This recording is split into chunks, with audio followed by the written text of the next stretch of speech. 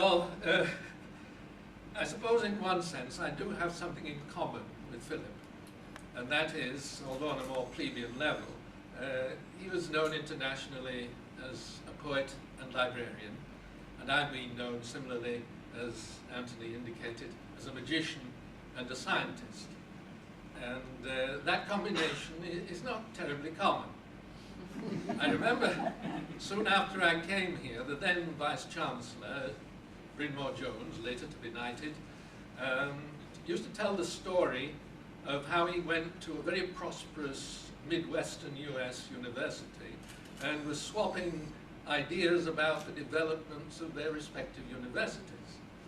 And this principal in the US said, well, he said, we've got a department of psychology.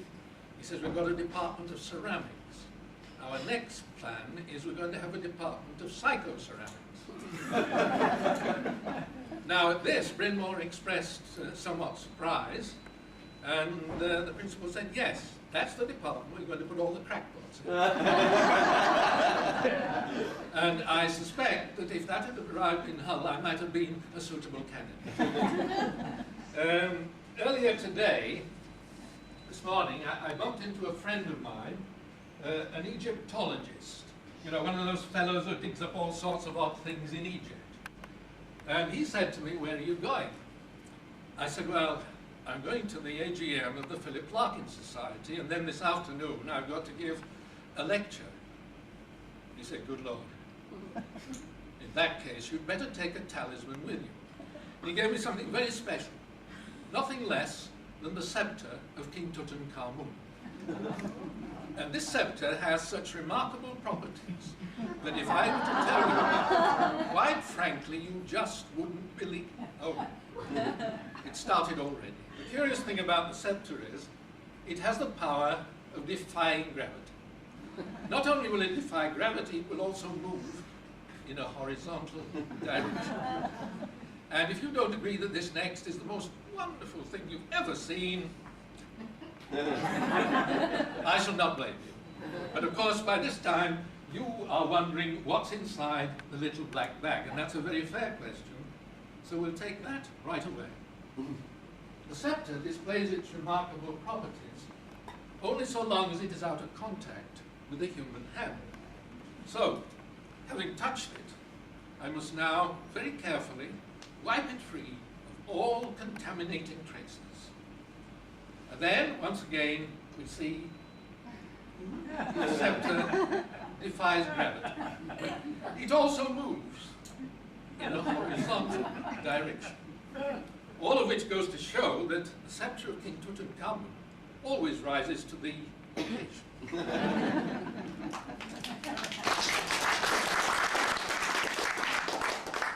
It's my fervent hope that I'll be able to do likewise this afternoon.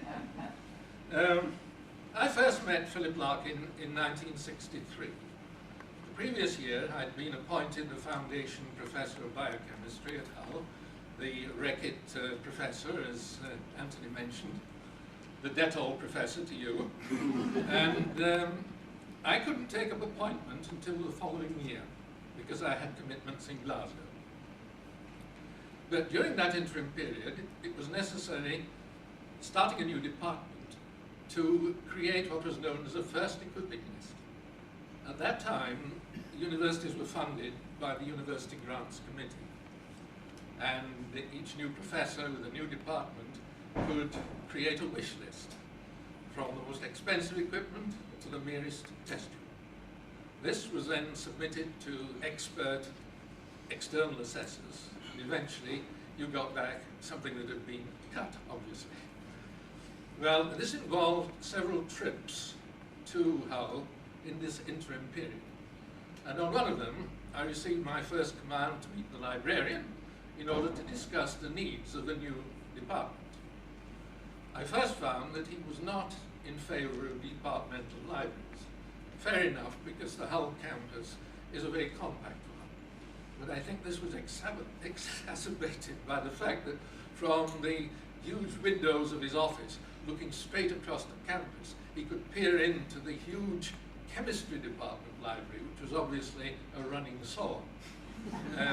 However, we got along very amicably and agreed that we must have a little departmental library with the necessary bench and recipe books in it.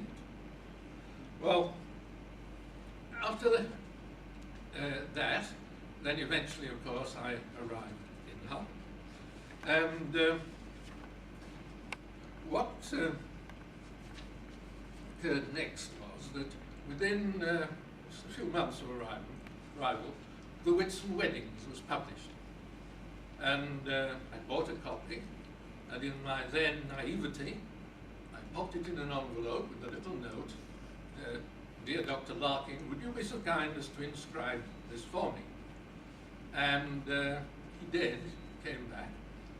But it was only later I discovered that he was rather selective about this, as I think Betty knows, and others had been denied. What I believe was the thing that triggered it, and later on I never bothered to ask, it didn't matter then, but I think it was my bookplate.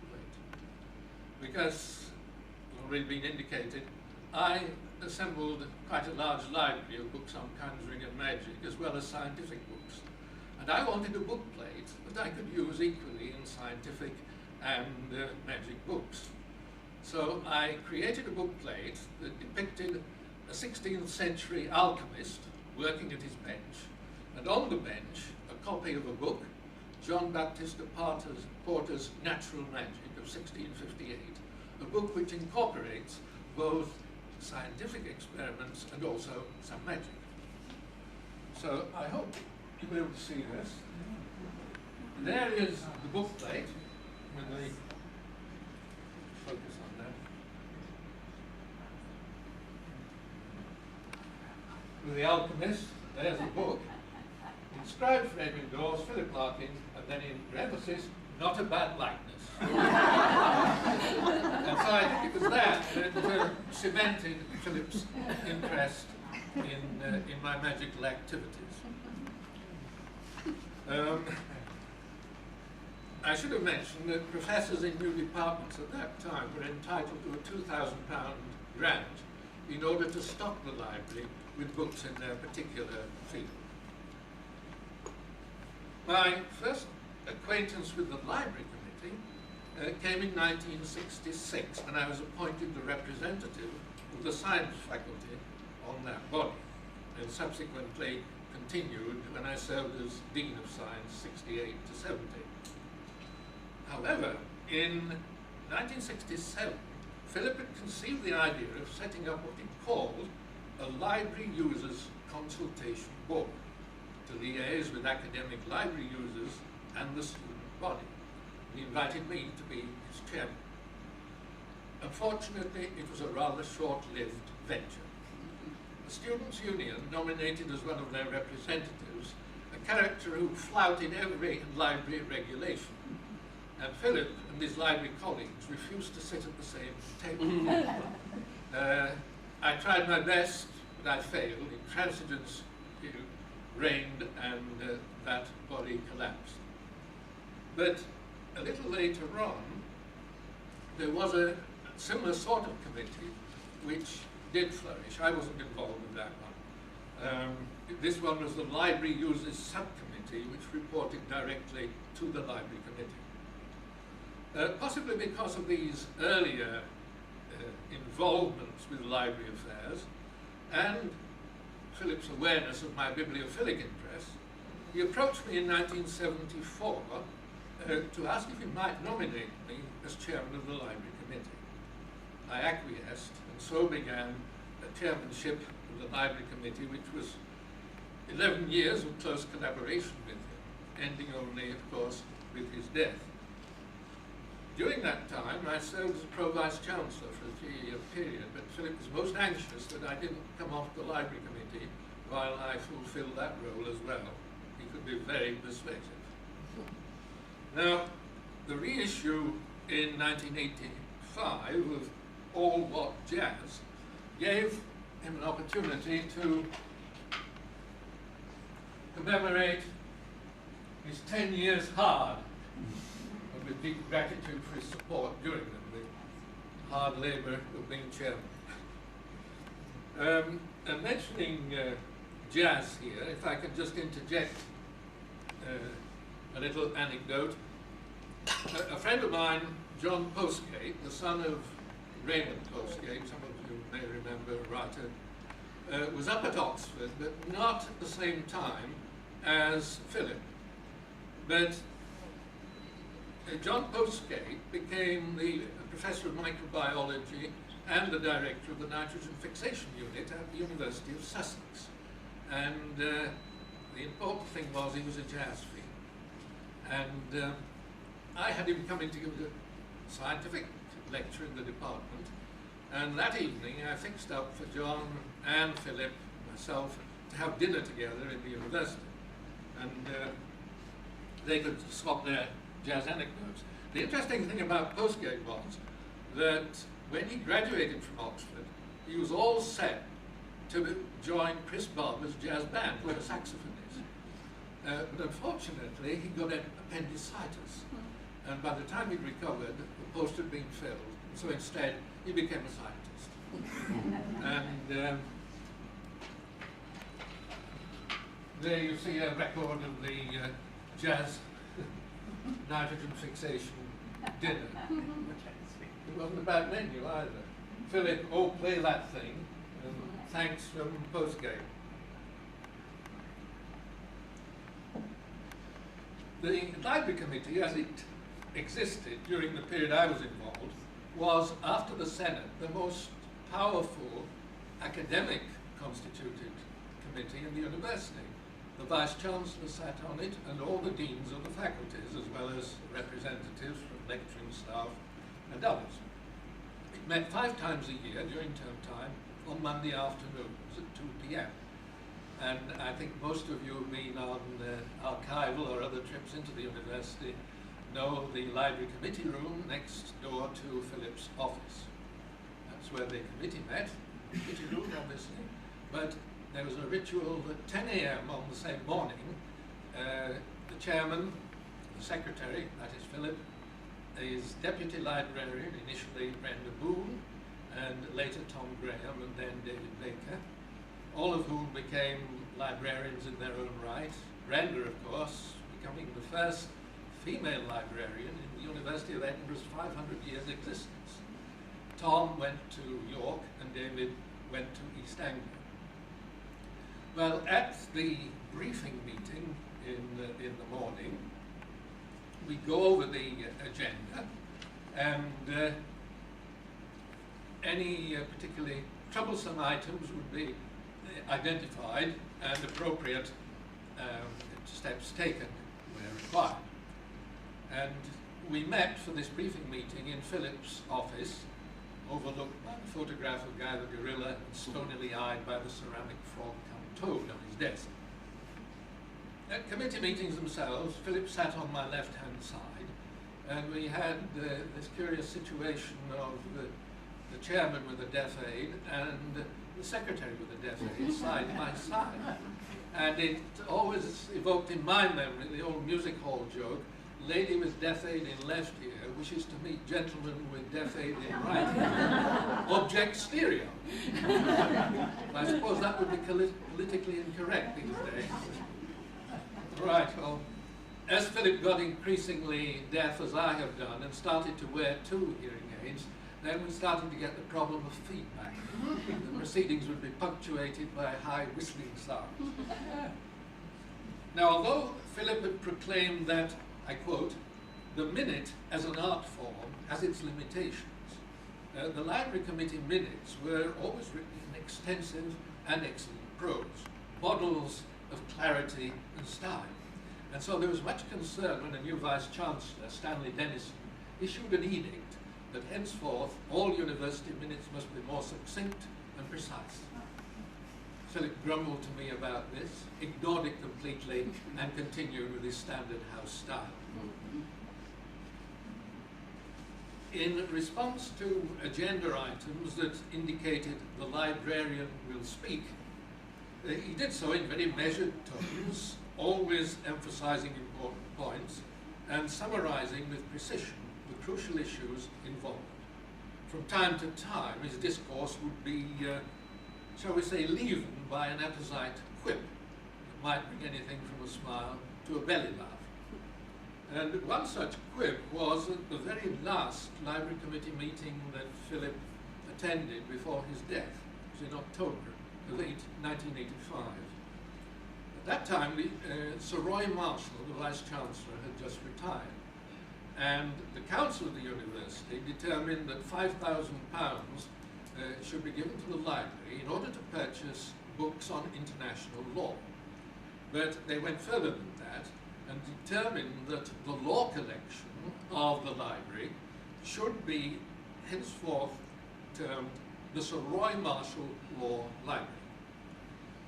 Philip observed, I can't help thinking there's something rather marsupial about putting the library of one Vice-Chancellor inside that of another. His mastery of all aspects of library operation was striking, with the single exception of automation, which he came to late in his career. And his sense of political timing was always very astute. Indeed, one of my scientific colleagues always used to refer to him as being as wily as a fox. Automation of the Brynmore Jones Library followed. I made an exploratory visit to the University of Guelph in Canada, which was already operating the GIAC system that we were wanting. It looked fine to me, so then Brenda Moon spent an extended time over there getting to know everything about it, and it was largely due to her that we got automation going in the library in Hull. She did a splendid job. When Philip was awarded the CBE in 1975, in response to my congratulatory letter, Philip wrote, "I think I have done very little to deserve such an honour, but it is gratifying nonetheless. I only wish it had something to do with librarianship." Well, looking back over the years of our collaboration, I recall one occasion when on the day following a particularly trying meeting, I bumped into Philip on the campus, and after chatting about the problems, he thanked me for presiding over what had been a difficult session, and then added, "But there are times, you know, Eddie, when I do wish you would be rather less impartial." And his eyes now let's turn to Philip's interest in my magical activities. While his interest never extended to himself personally performing, I should say that it did so for quite a number of his literary forebears, as witnessed Oliver Goldsmith, Lewis Carroll, Charles Dickens, Sax Rohmer, Edmund Wilson, J.B. Priestley, Rudyard Kipling, and in the field of detective fiction, John Dixon Carr, whom I'll come back to in a few moments. They all practiced country. Now, when Philip was invited by the National Book League in 1966 to participate in Celebrities' Choice, this being a selection of 5 desert island books, while 2 were books of collected poems, predictably perhaps you'd say Thomas Hardy and D.H. Lawrence. Equally predictable, I think, Barbara Pym's The Excellence of Women, and The Art of Beatrix Potter, Flopsy Bunnies and Bon Monica. But the surprising one to me was, the 5th was John Dixon Carr's The Hollow Man, originally published in 1935 and then subsequently in Penguin paperback. Carr, under his own name and that of Carter Dixon, was a master of the murder in the locked or sealed room genre. He was an American, born in 1907, who lived in Britain from 1933 until 1950, married an Englishman. He went back to the USA for a time, living in Connecticut, nearby to one half of the Ellery Queen Bureau, and also near to a magical writer, Clayton Rawson. But he came back to Britain again for a while and then oscillated between here and Tangier before going back to the US, where he died in 1977. Well, the book in question, The Hollow Man, incorporates an illusionist, Pierre Flay, and it introduces 2 murders, one committed in a locked room that contains only the victim, and the other victim murdered in the middle of an empty street with watchers at either end of the street, and yet no one saw the murderer, and there is no footprint left in the snow. The novel's famous too for incorporating in it the famous locked room lecture given by Dr. Gideon Fell. That was Dixon's amateur detective, loosely based on G.K. Chesterton. Now, I discovered that Philip enjoyed detective fiction. He shared my own interest in the sealed room mysteries and admiration for John Dickson Carr. It was, in fact, his friend Bruce Montgomery who had first introduced him to Carr years ago. We spent many happy hours discussing Carr's fiction, and I also was able to provide him with a few, I'm getting the feedback now, it's not troubling you too much. Switch that one off. With John Dickson Carr, I lent him some that he hadn't read, and one of these, I've got it here, is amusing, The Gilded Man. When it came back, there was a little compliment slip in it. EAD, many thanks, am amused by the cover, since on page 33 he was stabbed through the chest, and here you see him being stabbed in the back. A procedure not unknown in academic circles.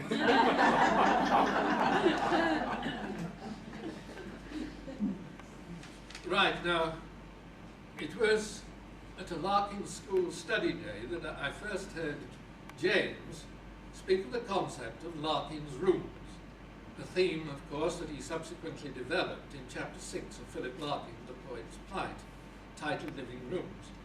I was immediately fascinated by the statistic that in 24 of his post-1945 poems, the word room, or rooms, occurs no fewer than 35 times, while many more of the poems evoke rooms without using the word, and raise the image of isolation behind a locked door.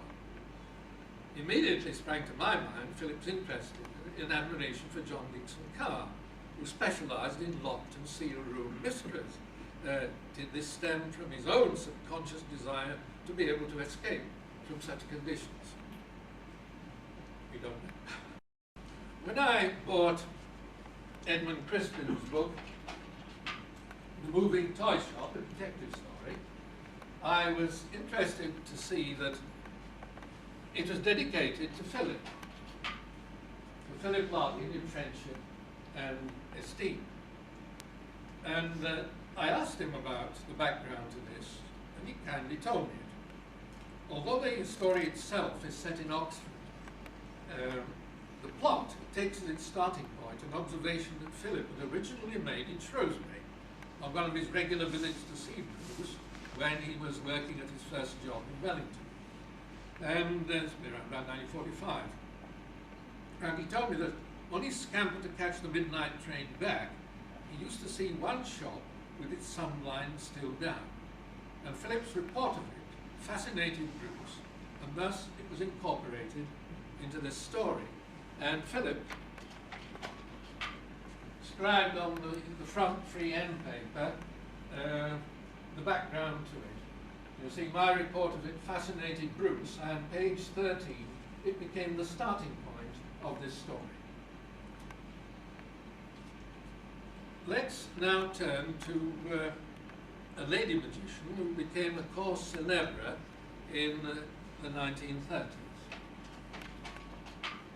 She is Gloria Minoprio. I had become interested in her and was researching her background during the 1970s, and when I recounted to Philip some of the mysteries surrounding her, he was interested, because one of these was the rumour that she had been killed during World War II while performing at the Café de Paris near Piccadilly Circus in 1941, on the night when Ken Snakehips Johnson, band leader, and several members of his band perished. So Philip's curiosity was aroused. Now, I don't know whether it was a jazz connection or whether it was Betty's connection with golf that brought this around, but you'll see the reason in a moment.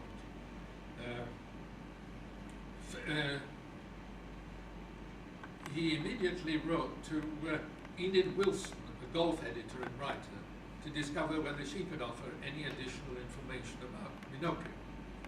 So what was it that caused all the fuss?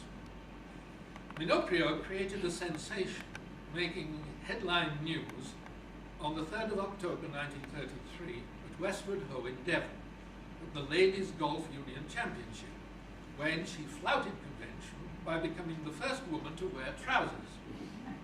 The officials of the Ladies Golf Union were affronted. And this tall, willowy apparition drove up to the first tee in a white Rolls Royce, dressed entirely in black, very white makeup, scarlet lips, red fingernails protruding from white gloves, and, well, you can see there's the de rigueur presentee.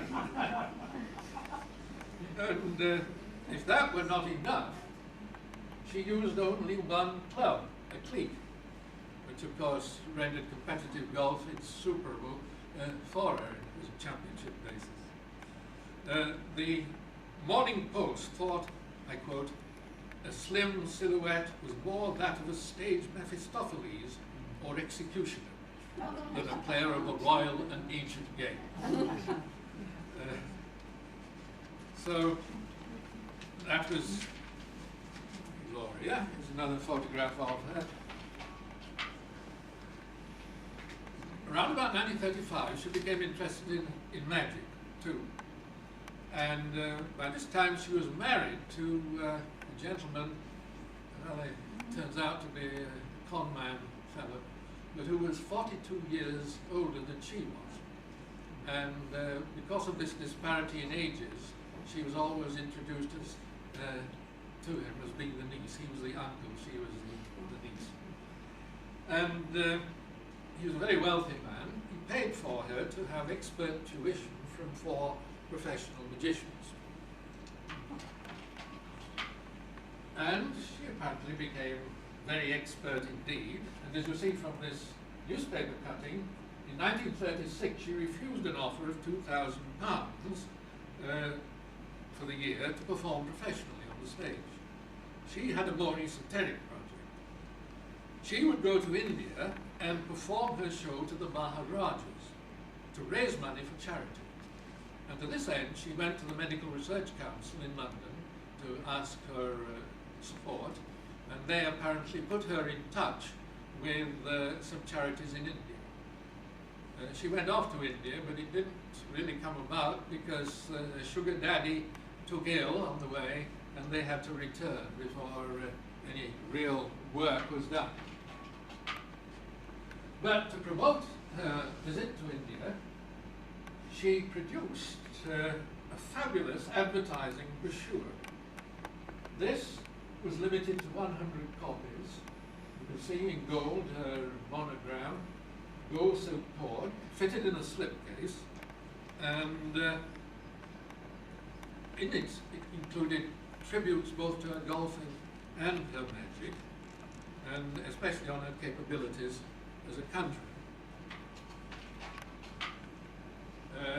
One of her tutors was Jasper Maskelyne, the famous magician. This is a page from the brochure, and the finishes, as I said in my last letter to you, "I consider you one of the finest magicians I have ever seen, and I've seen hundreds of them." Well, I'm sure you've been paid handsomely, but there we are. And in the brochure as well, she offered a personal explanation. I'll read just a relative bit to you. It goes like this. "When mechanical means are not employed, skill in the higher branches of the art of magic is attained only by the exercise of infinite patience and perseverance.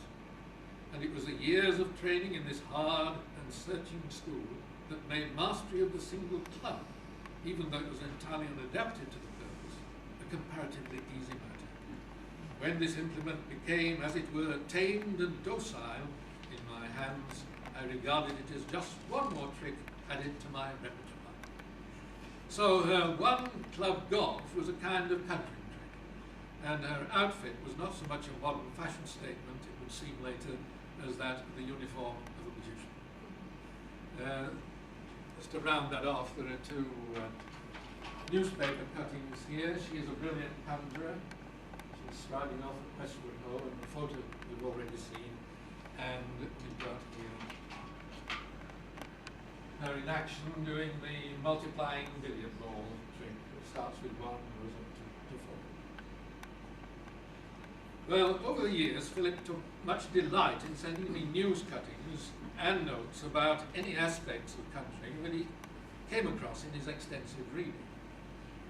I have in my files references from him to Edmund Wilson, Horace Spencer, Harry Price, among others, and also a poem by Frank Richards of Billy Bunter fame that appeared in the Magnet in 1932, concerning one Oliver Kipps, a Greyfriars boy, whose hero was Jasper Maskery.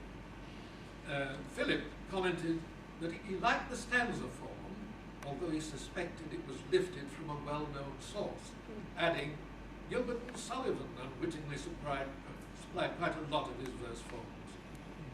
There was even an esoteric reference to the fact that one of Evelyn Waugh's sons went to a school kept by a conjurer. It turned out to be All Hallows, where F.H.R. Dix was headmaster and sometimes performed for the boys. The new year of 1980, he sent me this cutting from the Daily Telegraph. Watch out. A white rabbit and £600 worth of props were stolen from a car belonging to a magician. Happy New Year. 5 days later came Watch It #2, where some inept magician set fire to the stage of the Queen's Theatre in Bursley, causing £1,750 damage. So this, you see, continued in the same trend. After attending a show that I gave, Philip sent me a delightful note. He said, I'd half hoped you would saw a professor in half, or double the library grant. But one mustn't expect too much. The library grant always loomed large on Philip's horizon. So on one occasion I said to him, well look, there is one way you can do this. I said, these days I never carry any money in my wallet for fear that you get mugged. So instead I cut out from magazines paper of a size appropriate to the currency. British currency on your right, American on there. So in Philip's case, he said, all you need to do is to cut up a nice, colourful magazine like that, see, and use that as your currency. He said, well, what happens when you go into a shop? I said, that's interesting. The shopkeeper always looks askance at you. He said, yeah, but when it does that, all you need to do is just fold it, give it a flick, and you see the say £10 you want. There we go.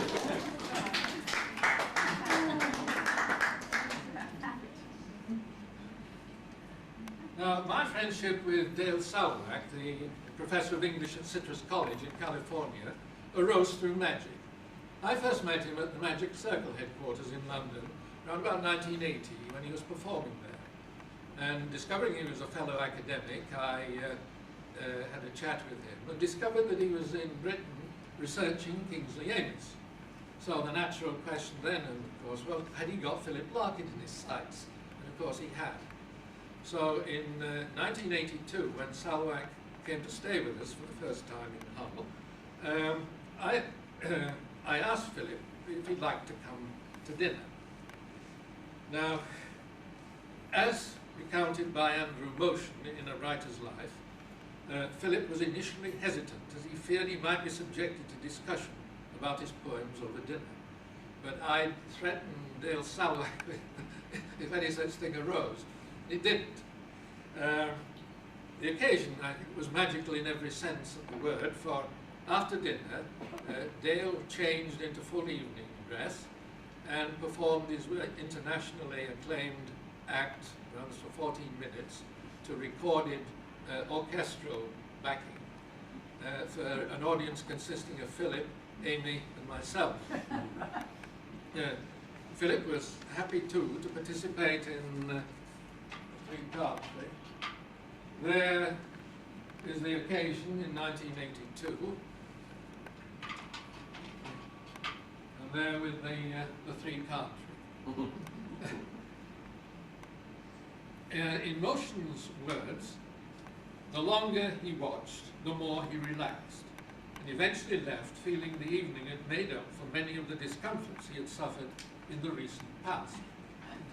The occasion turned out to be one which Philip subsequently was to refer to as one of the most remarkable evenings he could recall.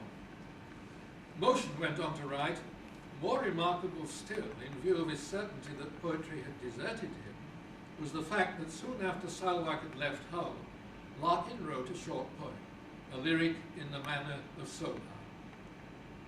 Long lion days start with white haze. By midday you meet a hammer of heat. Whatever was sown, now fully grown.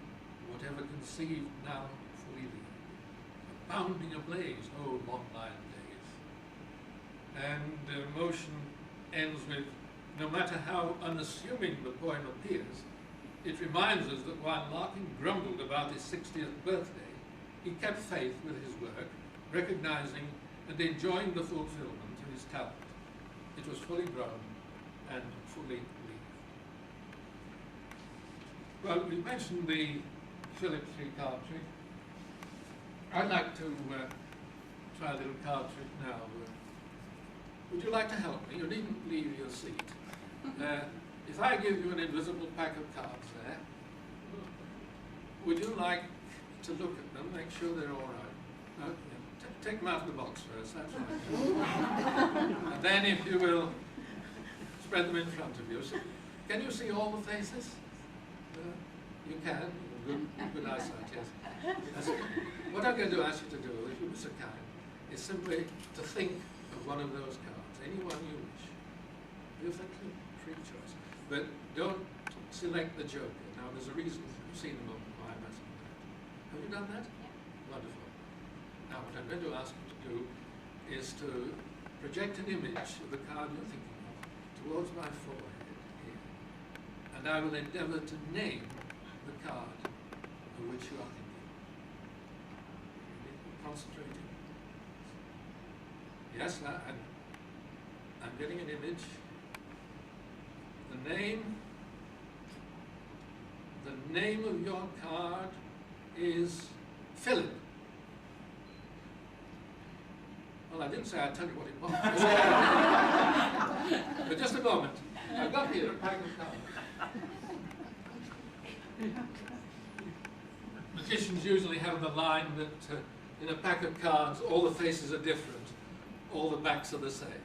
And this pack is different, apart from the Joker. All the other cards have a name on their back. Let's just run through and see what we got. There's Bill, there's Julie, there's Cyril, Jan, Tony, Elaine, Jack, Anne, Colin, Elsie, Stan, Sally, George, Susan, Chris, Brian, John, Fred, Mary, June, Roy, and so on, all through the pack. Now, for the first time, would you call out the name of your mentally selected card loudly so the people in the cheap seats at the back can hear? All right? Yes? 8 of hearts. The 8 of hearts or the ace? 8. The 8. Yeah. You 8 sure? of hearts, yes. Well, I'm going to look through this pack and find the 8 of hearts. There it is. You freely thought of any card in the pack. I said I would name it. I named your card Philip.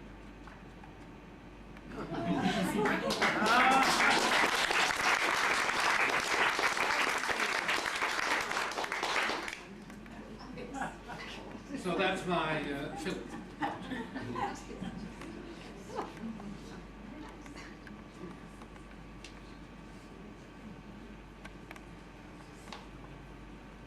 Now, coming back to the library matters again, in my copy of The Less Deceived, the three-card trick, to dear Eddie, reposing in his professorial chair and performing the three-card trick, probably, these early lines. Another magical reference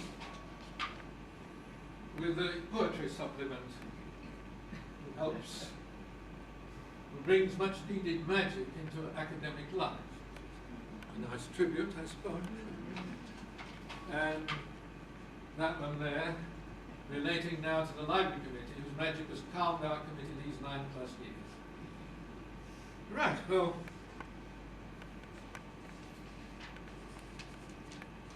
there was, I should say, one direct link, I suppose, between magic and the library, and that was in 1979, when the library decided to hold an exhibition of some of my collection.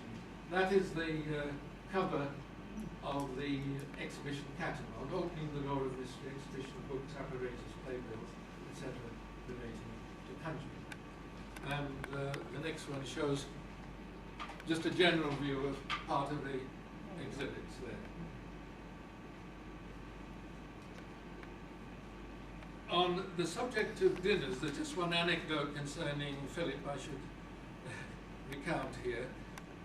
We had a standing joke which derived from an occasion when, having consumed a dish that he liked, he congratulated Amy, "That's the most delicious chicken that I've ever tasted."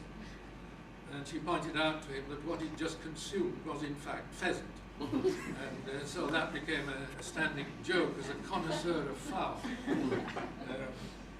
Right, well, let's have a little more of this magic.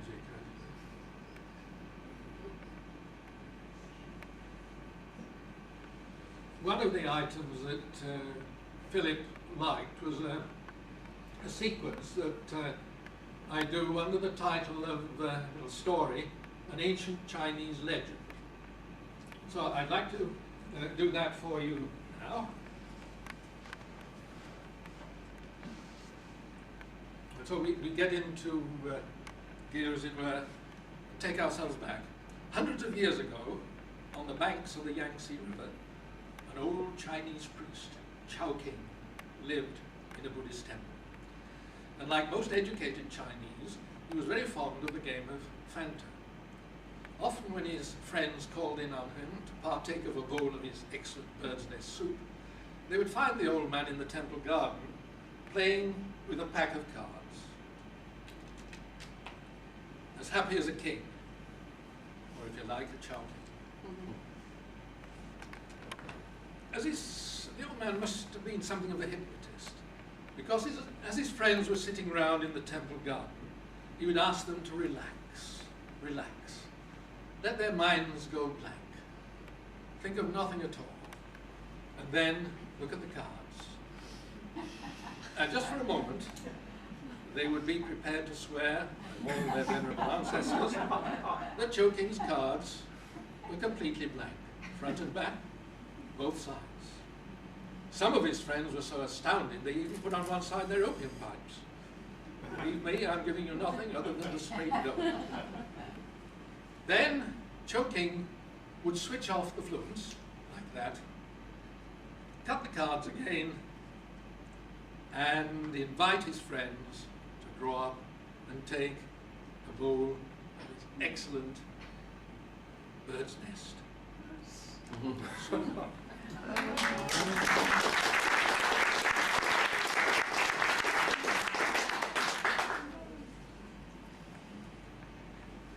When the peasants came to the town, come round this side a little, I feel I've been deserting you on this side.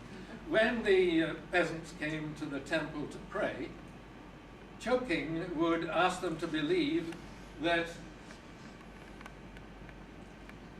if a worshipper pulled on the tassel here and the other one responded, Buddha would answer their prayers. One rather hard-bitten old rice picker said, "The old man must be crackers. Anyone can see it's just a couple of bamboo sticks with a cord passing through. It stands to reason. If you pull on one end, the other end goes up. He must think we're a lot of silly pengyos."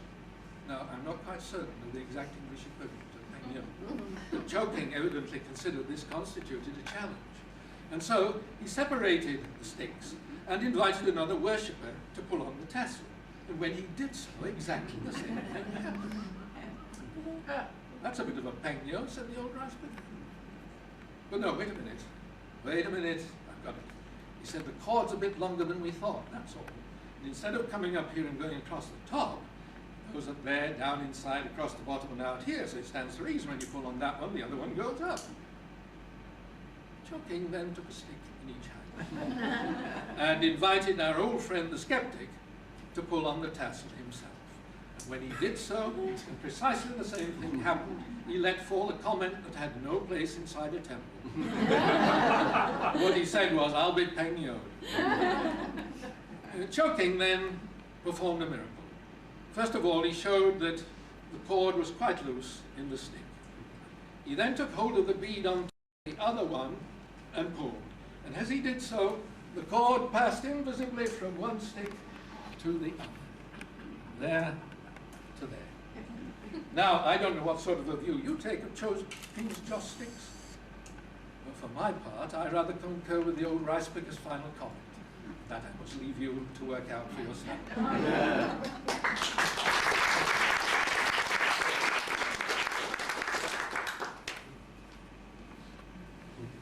The temple garden was surrounded by a wilderness that was infested with bandits. And the bandits hated Choking for his good works and influence. But, so the legend runs, Choking was a proud possessor of a piece of magic rope, which, the story tells, as long as it was kept tied in a circle, so long would he be immune from all physical harm. But the bandits knew of the existence of the rope, and they determined to destroy it. So one day, while he was in the temple garden, asleep, they crept up on him and cut through his rope, leaving him with two useless pieces of rope tied together with a knot. Choking was a philosopher, and communing with Buddha, he first of all tied a loop in one of the pieces, and then he tied another loop in the other piece, thus gaining two loops,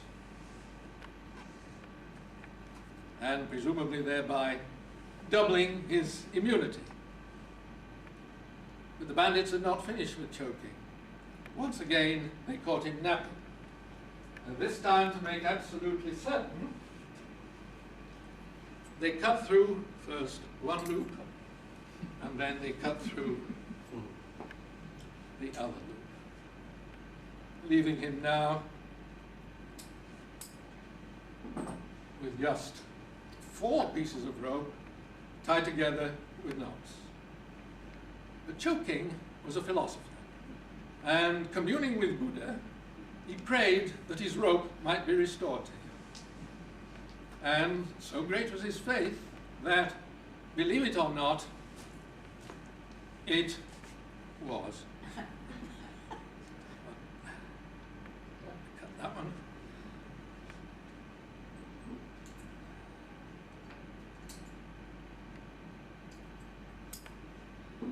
This occasion, his prayer obviously was not quite fully efficient, but it should be.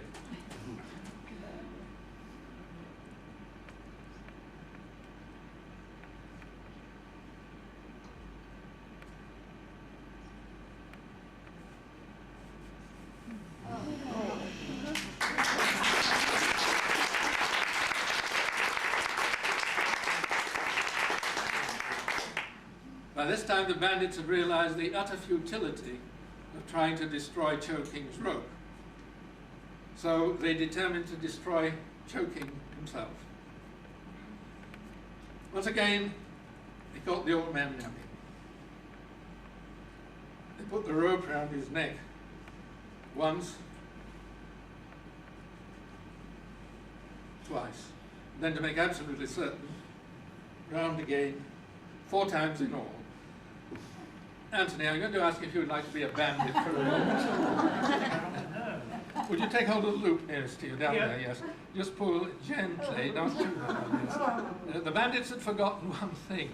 Just so long as the rope was intact, so long was Choking steady. I'm choking! Free from all physical harm.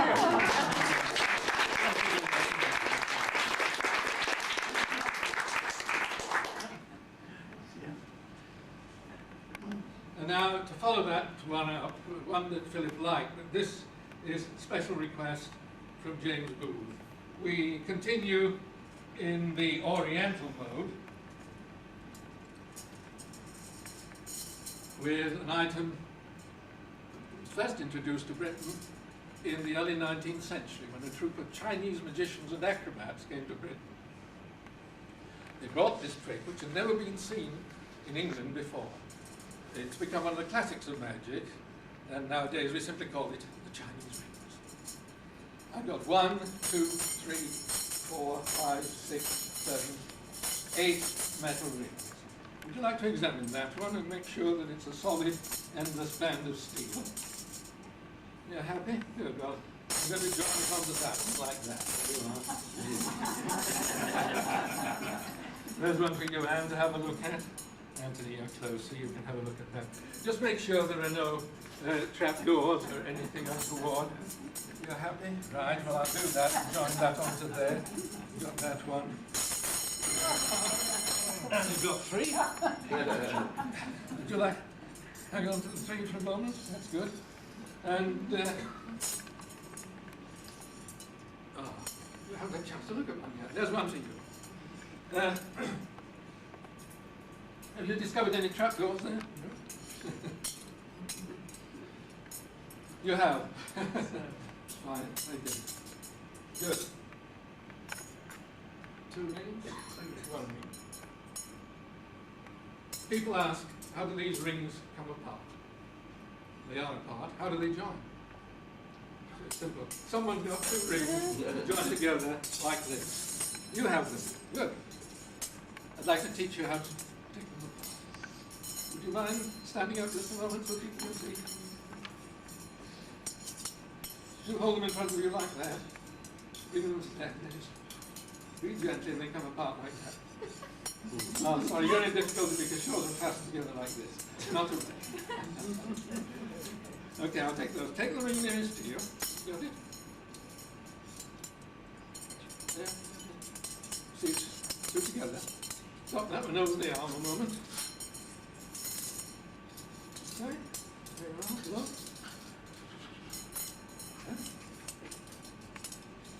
You've done it. Wonderful. Congratulations. So there we got 2 rings that are separate and 2 joined together. What I'd like to do now is see what we've got here. 2 single rings, and here 2 rings that are joined together, that they were. How do they join? How do they come apart? People often ask, what? 1, 2, 3, 4. And you've got 3 there. Someone's got.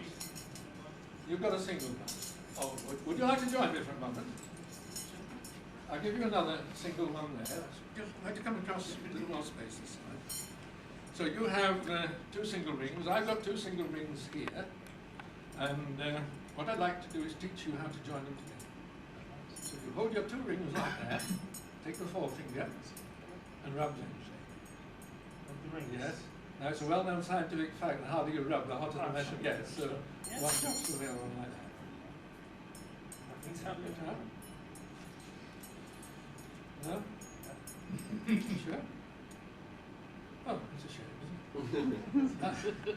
I tell you what, can I drop that over your elbow? I can't drop one. There are 2 rings for you. We're going to use one of them, whichever you wish. Drop the other one over the elbow. Take that ring. And I've got 1 ring here. I'd like you now to do what I'm doing. If you would hold firmly with 2 hands like that. And you and I are acting as a committee for the rest of the audience. What happens? You're going to join these rings together. With you, 1, 2, 3. And that joins on like that. You look surprised, you hold it again and just watch the soft spot. It's just about there. 1, 2, 3, that's it. You've got 3 rings here and 2 there. And thank you very much for your kindness.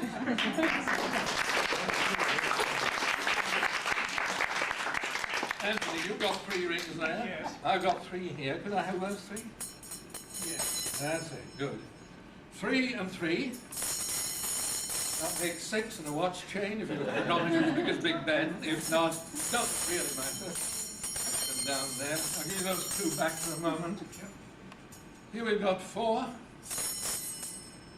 This is the clever one. Come on, they're all waiting. Come on.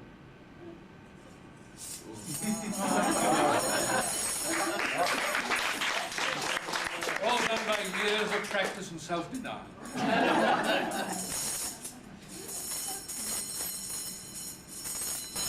So there we are. 1, 2, 3, 4.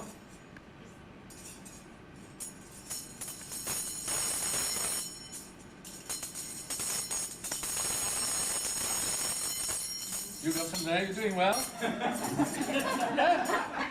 So we take those and you blow, you've got them on. Any more rings? Yes, I got 2 more here. And there we go. 1, 2. The final question is, aren't these Chinese pathologists wonderful?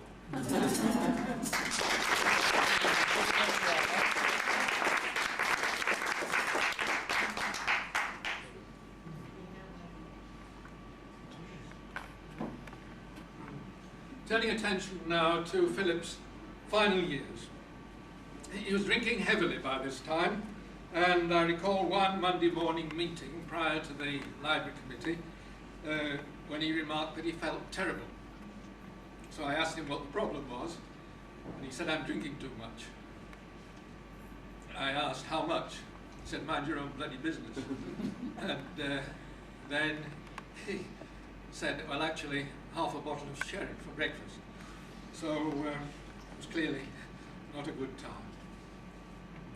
Now, in 1984, when Betty retired, Philip spotted the former Vice-Chancellor, Brynmore Jones, in the Assembly, and he recycled a joke that he'd used 12 years previously at Sir Brynmore's own retirement presentation, saying that seeing Sir Brynmore in the library that bears his name was rather like walking through St Pancras Station and meeting St Pancras.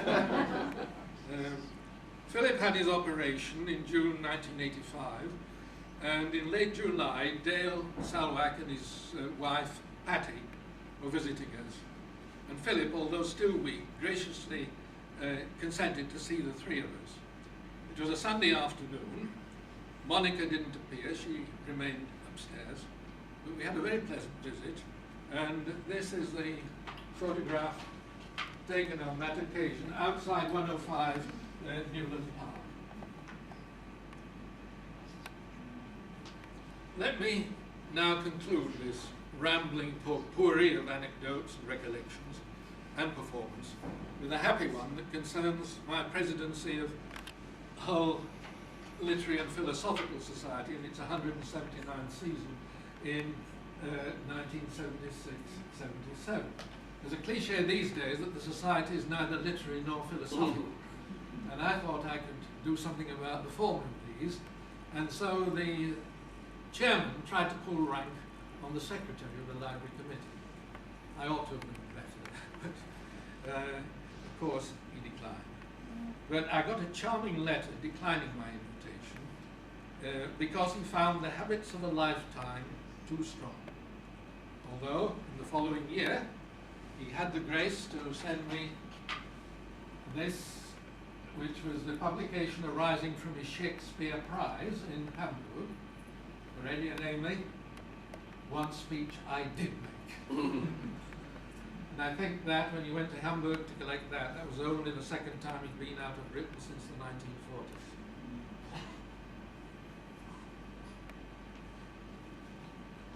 So, there now, let's actual wording here. His letter of refusal, to speak, went on. Some poets do enjoy reading to audiences, I know, and do it very well. But I should find it daunting, and do it badly. If only that I've never done it in my life.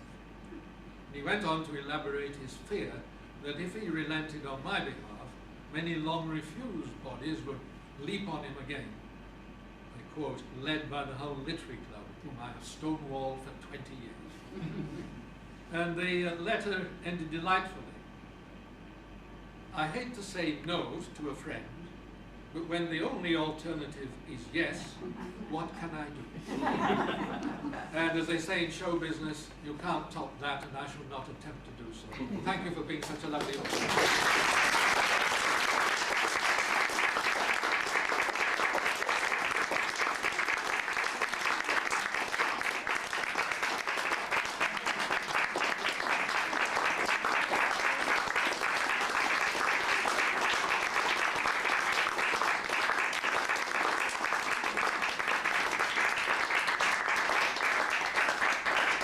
Thank you, Eddie, very much indeed. I think that's not only the most extraordinary lecture I've heard, the most dexterous in every possible sense. Thank you very much indeed.